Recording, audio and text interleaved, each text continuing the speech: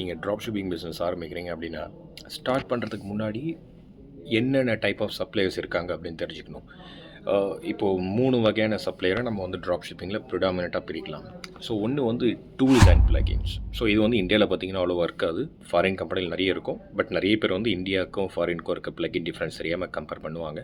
இந்த பிளகின் கம்பெனியோட வேலை என்ன அப்படின்னா, சைனாவில் இருக்க அலி எக்ஸ்பிரஸையும் ஷாப்பிஃபை ஸ்டோரியும் இன்டெகிரேட் பண்ணி கொடுப்பாங்க. பட் உங்கள் ஆர்டரில் ஏதாவது ப்ராப்ளம் இருக்குன்னா அவங்க வந்து உங்களுக்கு கோஆர்டினேட் பண்ண மாட்டாங்க. சப்ளையர்கிட்ட பேசுகிறது, உங்கள் கஸ்டமர்கிட்ட பேசுகிறது. ஸோ ஜஸ்ட் வந்து ஒரு டூல். அது உங்கள் பிஸ்னஸ் கிடையாது, உங்கள் பிஸ்னஸ் கோஆர்டினேட்டர் கிடையாது. And number 2 type of supplier. இவங்க வந்து டைரெக்டாக ப்ராடக்ட் சேல் பண்ணுற சப்ளையராக இருப்பாங்க. மேனுஃபேக்சராக இருப்பாங்க, இல்லை வந்து ஹோல்சேலராகவோ இல்லை வந்து ரீட்டைலராகவோ கூட இருப்பாங்க.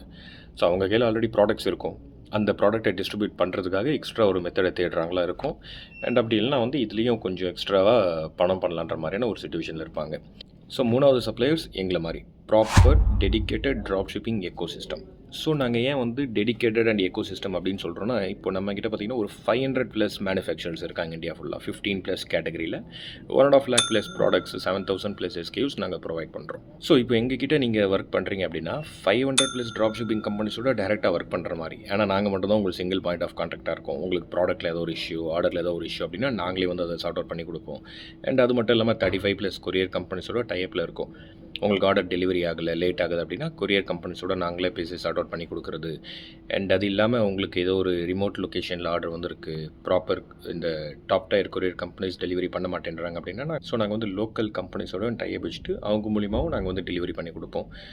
அண்ட் ஸோ நாங்கள் வந்து ஜஸ்ட் ஒரு டூல் கம்பெனி கிடையாது. யூஸ்வலி ஏதாவது ப்ராப்ளம்னா வந்து தலையிட்டு அதை ஃபிக்ஸ் பண்ணாமல் இருக்கிறதுக்கு. அண்ட் டைரக்ட் சப்ளையரும் கிடையாது. டைரக்ட் சப்ளையரில் வந்து என்ன ஒரு மைனஸ் பாயிண்ட்டுன்னு பார்த்தீங்க அப்படின்னா, அவங்களோட ப்ராடக்ட் மட்டும் தான் புஷ் பண்ணுவாங்க. அண்ட் மார்ஜின் வச்சு தான் புஷ் பண்ணுவாங்க. ஸோ உங்களுக்கு வந்து மார்க்கெட்டில் என்ன ட்ரெண்டாக போகுது, அந்த ப்ராடக்ட்டை சேல் பண்ணணும் அப்படின்ற மாதிரி நினைக்கிறீங்க அப்படின்னா, இந்த டைரக்ட் சப்ளையர் வந்து உங்களுக்கு சரியாக செட் ஆக மாட்டாங்க. ஸோ எங்ககிட்ட வரும்போது மார்க்கெட்டில் என்ன ட்ரெண்டிங்காக போகுதோ அந்த ப்ராடக்ட் ஆட் பண்ணுவோம். எந்த சப்ளையர் நல்ல சர்வீஸ் கொடுக்குறாங்களோ அந்த சப்ளையர் ஆட் பண்ணுவோம். நல்ல சர்வீஸ் கொடுக்காத சப்ளையரை ரிமூவ் பண்ணுவோம்.